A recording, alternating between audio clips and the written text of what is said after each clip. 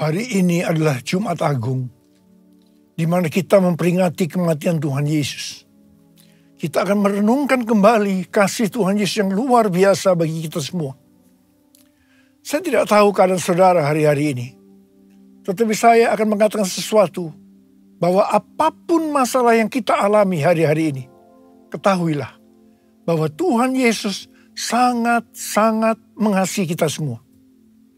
Karena itu Tuhan Yesus menghendaki agar kita berbicara seperti Roma 8 ayat 28 yang berkata, kita tahu sekarang bahwa Allah turut bekerja dalam segala sesuatu, baik enak maupun tidak enak, untuk mendatangkan kebaikan bagi mereka yang mengasihi Dia, yaitu bagi mereka yang terpanggil sesuai dengan rencana Allah.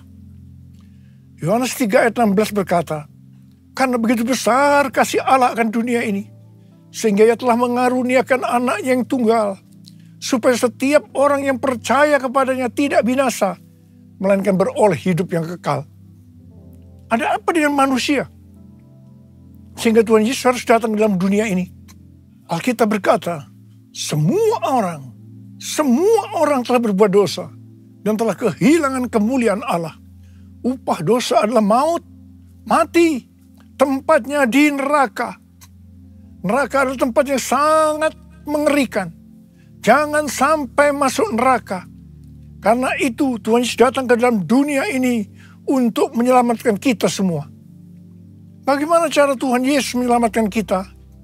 Alkitab berkata, Tuhan Yesus yang tidak mengenal dosa, dijadikan dosa oleh karena kita semua. Supaya di dalam Dia, yaitu mereka yang percaya kepada Tuhan Yesus, dibenarkan oleh Allah. Apa arti dari ayat ini? Tadi dikatakan, semua orang telah berbuat dosa dan telah kehilangan kemuliaan Allah. Upah dosa ialah maut, mati. Jadi Tuhan Yesus harus mati menggantikan saudara dan saya.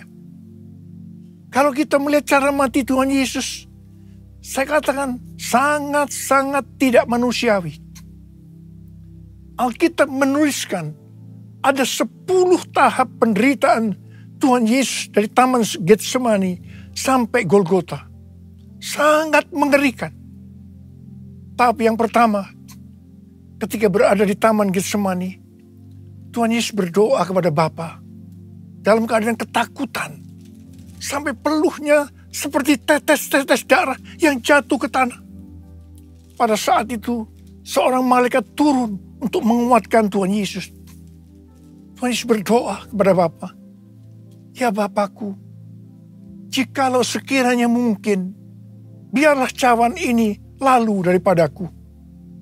Tetapi jangan seperti yang ku kehendaki, melainkan seperti yang kau kehendaki. Di sini Tuhan Yesus mengajar kepada kita bahwa di dalam doa kita boleh menawar, tetapi jangan memaksakan kehendak. Bagi yang sekarang dalam keadaan ketakutan, kita harus ingat bahwa Tuhan Yesus pernah mengalami ketakutan untuk menebus dosa kita semua. Karena itu datanglah kepada Tuhan Yesus. Dia pasti mampu dan mau menolong kita semua. Tahap yang kedua, Tuhan Yesus ditangkap. Dia dituduh dengan bermacam-macam tuduhan. Diludahi, mukanya ditinju, dipukul. Tetapi Tuhan Yesus tidak membalas.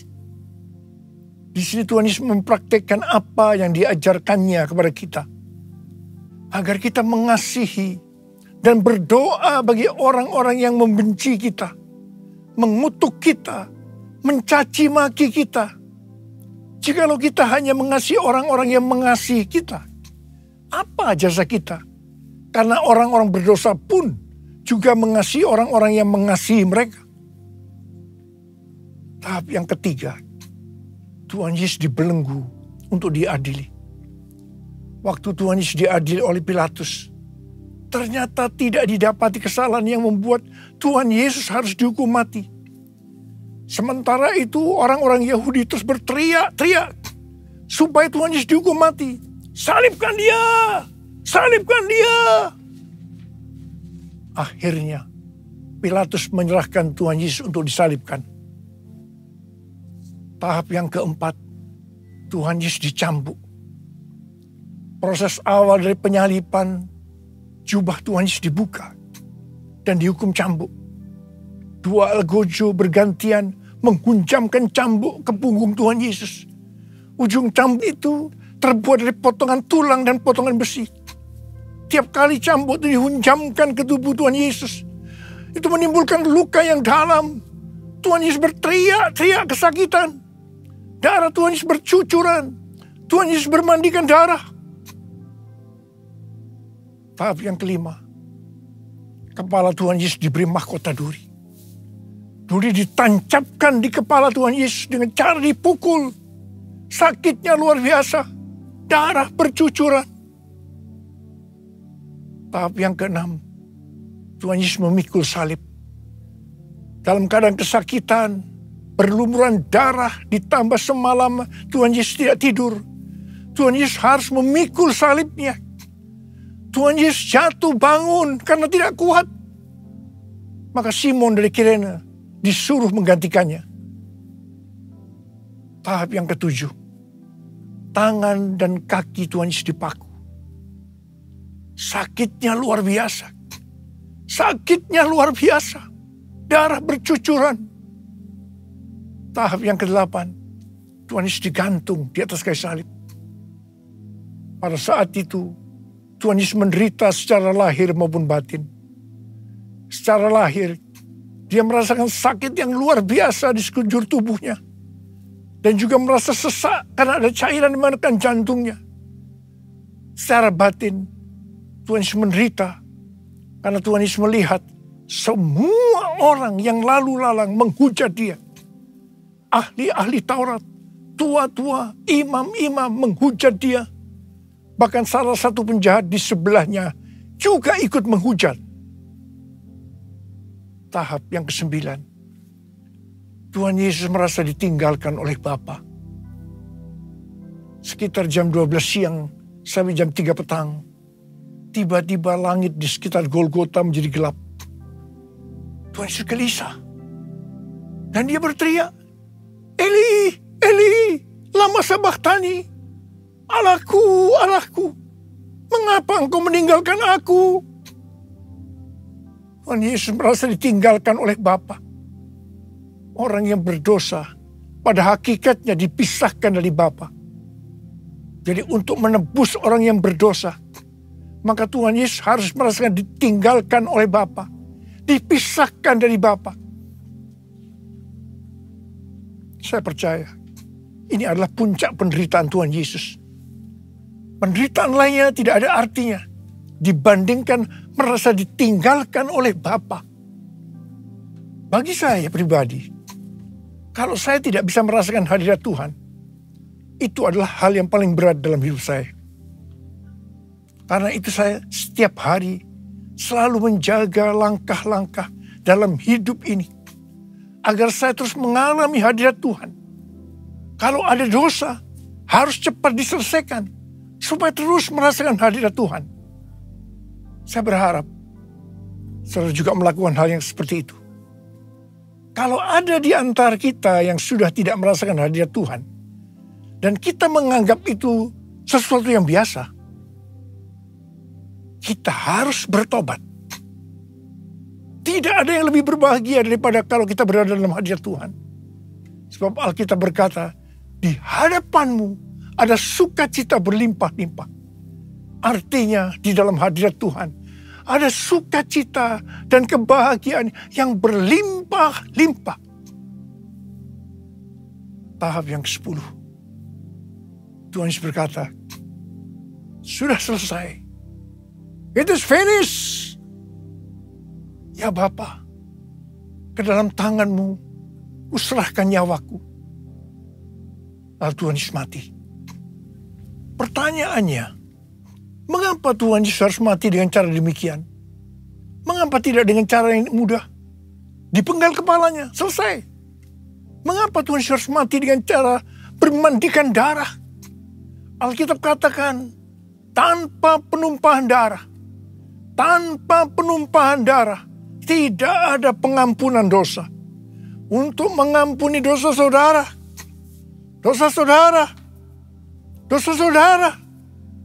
dan juga dosa saya. Tuhan Yesus harus mati dengan cara demikian. Selain itu, apalagi yang Alkitab katakan dengan cara mati Tuhan Yesus yang seperti itu? Yang pertama, penyakit kitalah yang ditanggungnya. Yang kedua, penderitaan kita yang dipikulnya. Dan oleh bilur-bilurnya kita disembuhkan. Paterku, kasih-Mu Yesus, Kau telah mati gantikan diriku.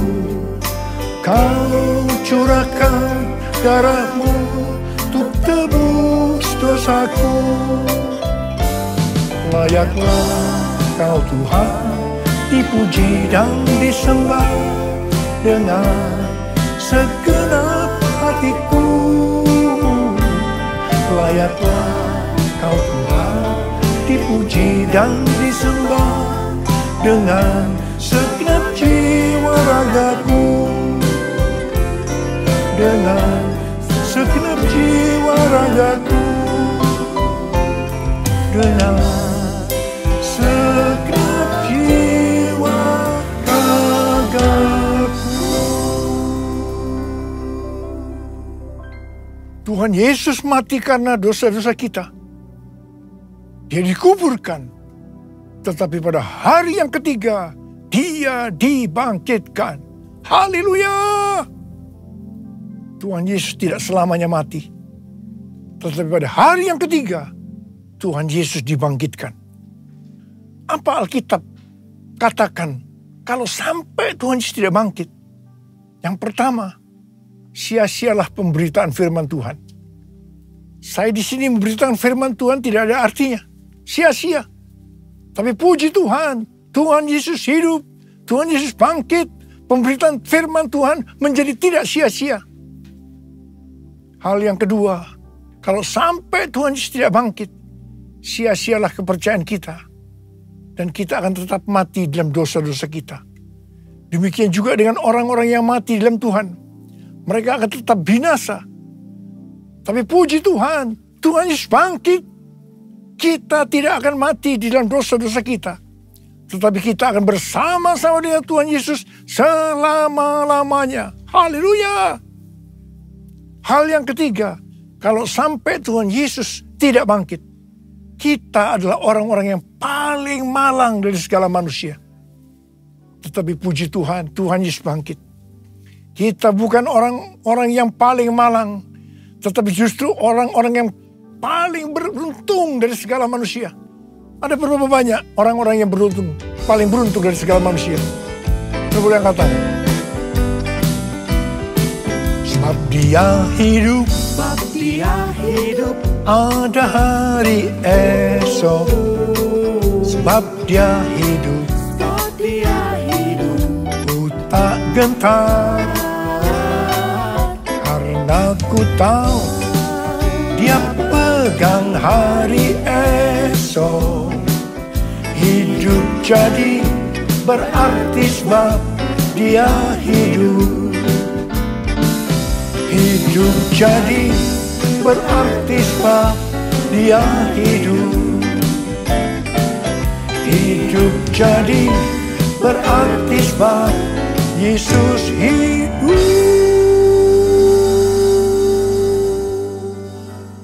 Karena Tuhan Yesus hidup, maka ada hari esok.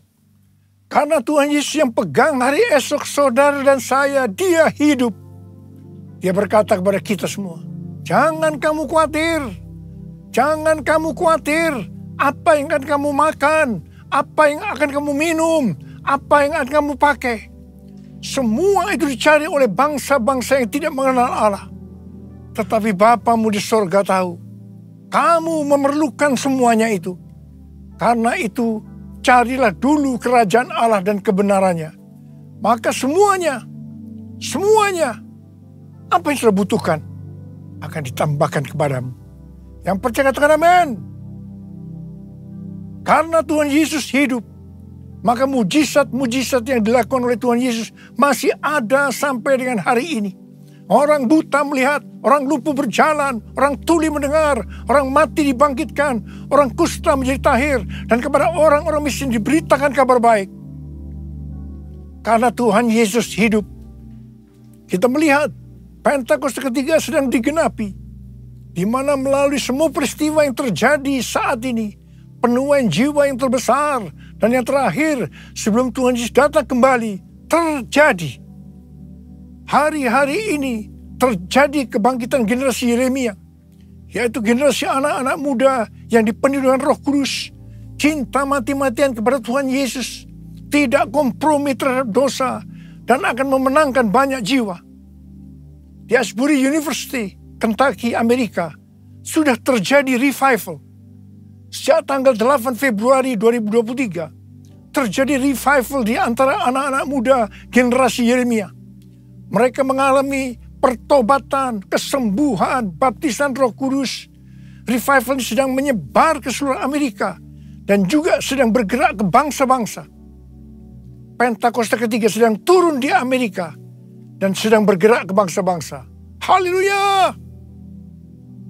Karena Tuhan Yesus hidup, maka memasuki tahun 2023, Tuhan memberikan tema bahwa tahun 2023 adalah tahun untuk bangkit. Jadilah pemenang. The year to rise up, be victorious. Kita harus bangkit dan menjadi pemenang dalam hal membangun manusia rohani kita. Kita harus menjadi serupa dengan gambar Yesus, yang berarti kita harus menjadi murid Tuhan Yesus. Sesuai dengan Roma 8 ayat 29, maka target kita sebagai orang percaya adalah menjadi serupa dengan gambarnya. Artinya menjadi murid Tuhan Yesus. Kita harus bangkit dan menjadi pemenang dalam hal memberi, dalam kemurahan hati, supaya kita diberkati. Karena Tuhan lebih dulu telah memberkati, mengasihi kita.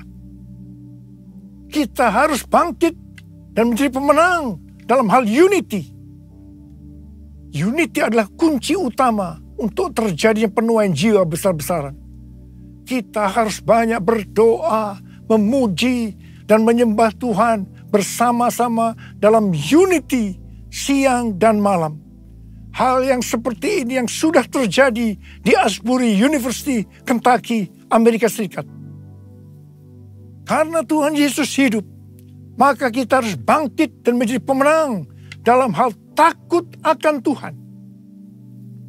Tuhan Yesus berkata dalam Lukas 12 ayat 4 dan 5. Aku berkata kepadamu, hai sahabat-sahabatku, janganlah kamu takut terhadap mereka yang dapat membunuh tubuh dan kemudian tidak dapat berbuat apa-apa lagi.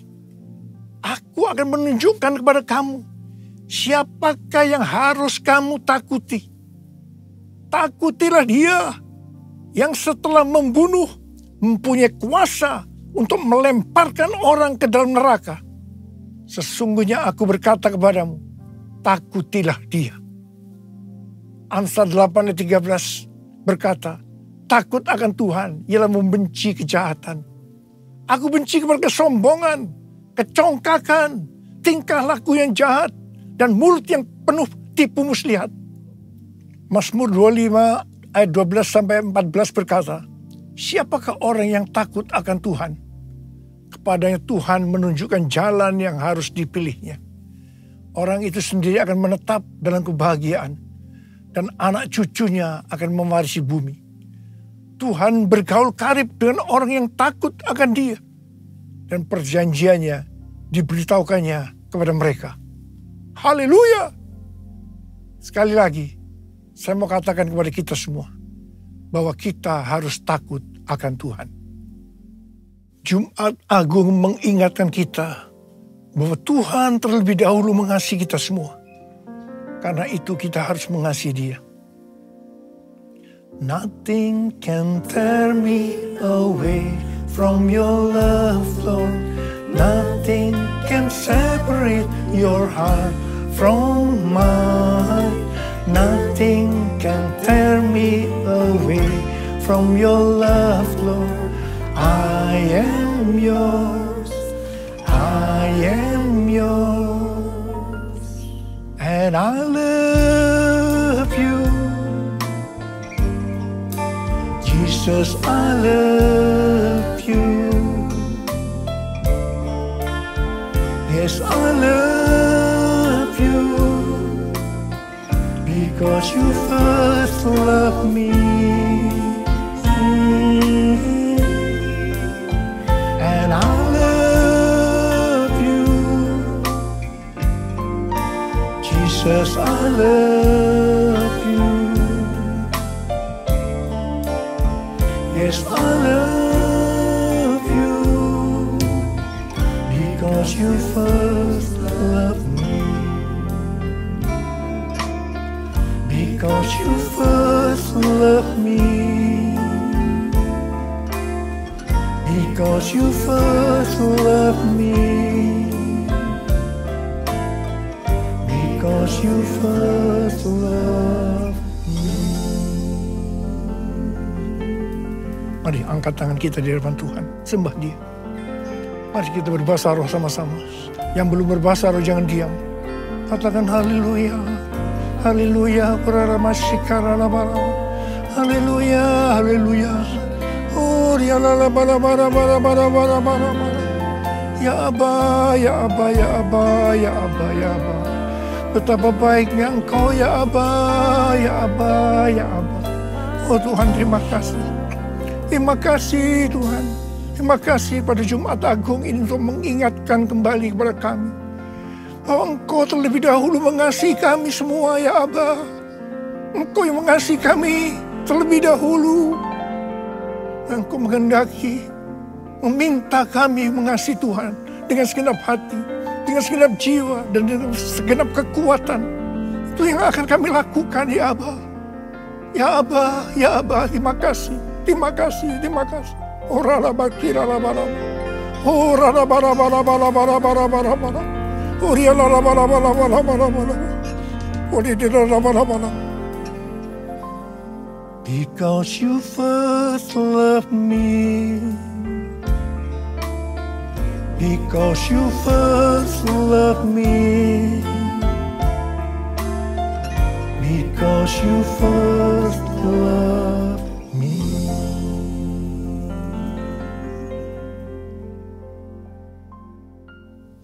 Mari, saudara-saudara, kita akan masuk dalam perjamuan kudus. Kita akan mengingat ayat ini.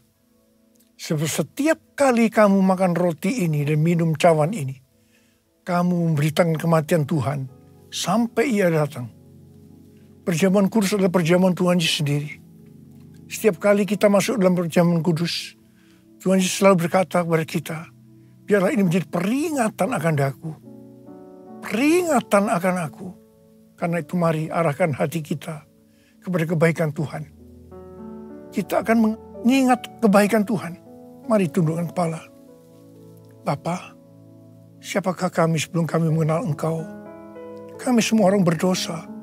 Upah dosa adalah maut, mati. Tapi Engkau yang tidak berdosa telah dijadikan dosa oleh karena kami. Engkau harus turun dari surga mulia, menjelma menjadi manusia, mati ganti kami dengan penderitaan yang luar biasa. Sungguh kalau kamu pikirkan betapa baiknya Engkau, ya Aba. Kau jadikan kami sebagai anak-anak-Mu. Engkau tuntun, Engkau bela, Engkau berkati. Engkau sembuhkan kami, Engkau ajar kami. Engkau tegur kalau kami salah. Itu Engkau, ya Aba. Itu Engkau. Tuhan akan memberkati kita melalui perjamuan kudus. Tapi Tuhan mau kita makan dan minum dengan cara yang benar. Karena itu masing-masing sekarang lihat diri kita masing-masing. Introspeksi. Kalau Tuhan ingatkan dosa yang belum diselesaikan, ini saatnya kita minta ampun kepada Tuhan. Ampuni kami Tuhan. Ampuni kami, ampuni, ampuni. Ampuni, ampuni. Tuhan, Kau melihat anak-anak-Mu yang sedang menyelesaikan segala sesuatu dengan Tuhan. Ampuni mereka. Ampuni kami semua, ya Aba. Ampuni. Kami akan masuk dalam perjamuan kudus dengan hati yang penuh ucapan syukur. Dalam nama Yesus kami berdoa. Amin. Sekarang mari angkat roti di tangan kanan kita tinggi-tinggi.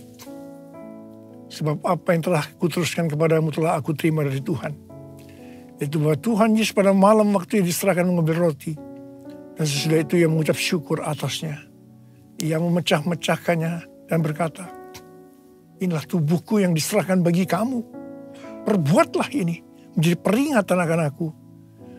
Saudara kasih Tuhan, bukankah roti yang kita pecah-pecahkan ini adalah persekutuan kita dengan tubuh Kristus? Mari kita makan dalam nama Yesus.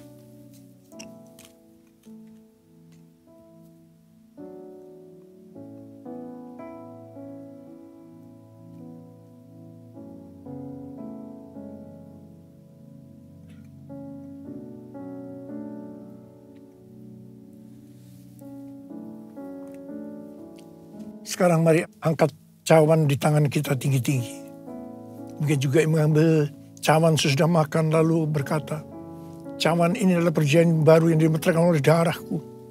Perbuatlah ini setiap kali kamu meminumnya menjadi peringatan akan aku. Saudara kasih Tuhan, bukan cawan pengucapan syukur. Yang atasnya kita ucapkan syukur adalah persekutuan kita dengan darah Yesus. Mari kita minum dalam nama Yesus.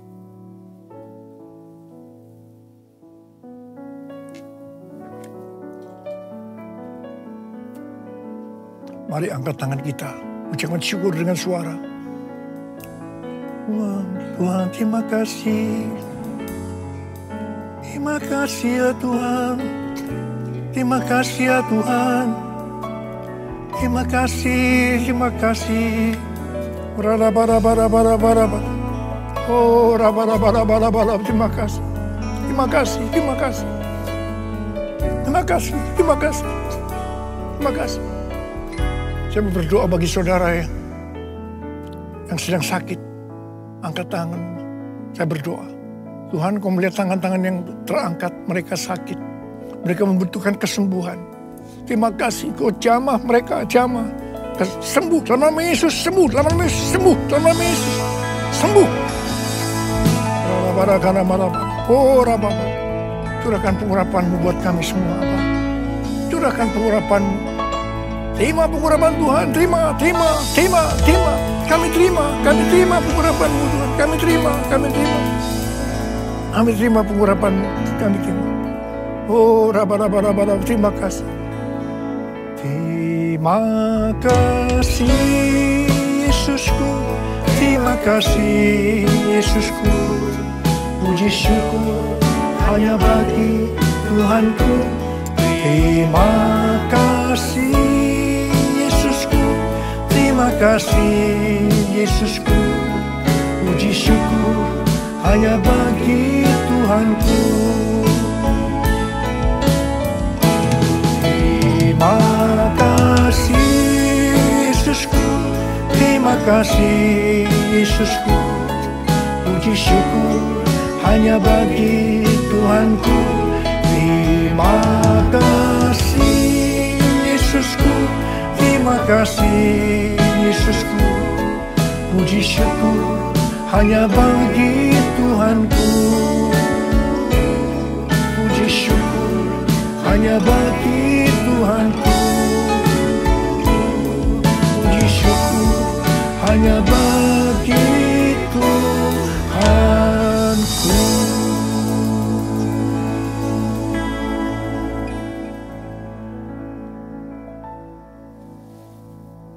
Terimalah berkat Tuhan. Kasih karunia berlimpah-limpah daripada Allah Bapa dalam anak yang tunggal Yesus Kristus.